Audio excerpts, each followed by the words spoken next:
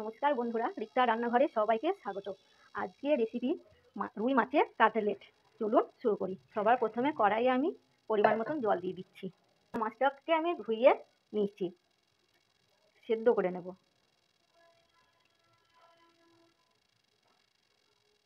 আমি একটু নুন হলুদ দিয়ে সেদ্ধ করব।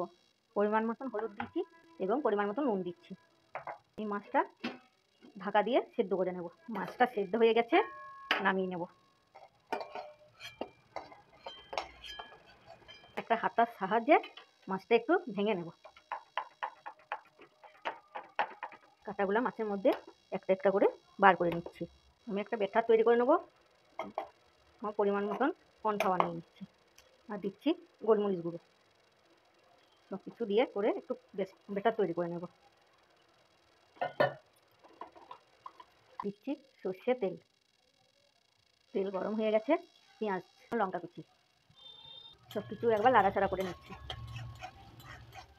দিচ্ছি হলুদ গুঁড়ো, ধনে গুঁড়ো, জিরে গুঁড়ো, লঙ্কা গুঁড়ো, একটু গরম মশলা গুঁড়ো আর দিচ্ছি 1 চামচ আদা বাটা। আবারও সব কিছু ভালো করে একটু নাড়াচাড়া করে নেব। মশলাটা ভালো করে ভেজে নেব। এইভাবে বানিয়ে খেলে পারে আর রেস্তোরাঁতে বেশি দাম দিয়ে কিনে খেতে হয় না বন্ধুরা। অল্প খরচে ঘরেতেই কাটলেট বানিয়ে নেওয়া যায়। এবং দিচ্ছি সেদ্ধ করা আলু। আলুটা ভালো করে আমি একটু মিশিয়ে নেব সব কিছু দিয়ে করে। এবং দিচ্ছে সেদ্ধ করে রাখা মাছটা। আবারও সব কিছু ভালো করে মিশিয়ে নেব। দিচ্ছে পরিমাণ মতো নুন।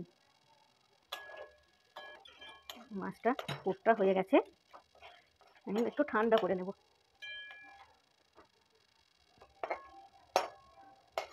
আমি এবার কাটলেটগুলো বানিয়ে নেব।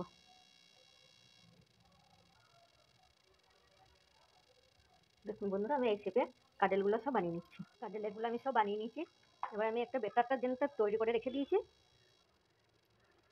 ওইটার মধ্যে প্রথমে একবার ডুবিয়ে নেব এবং বিস্কুট গুঁড়োটা কোট করে নেব।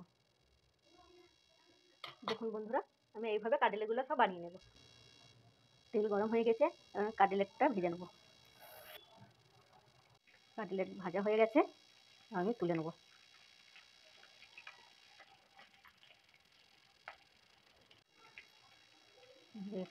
একই রকম করে কাটলেটটা তুলে নিচ্ছি।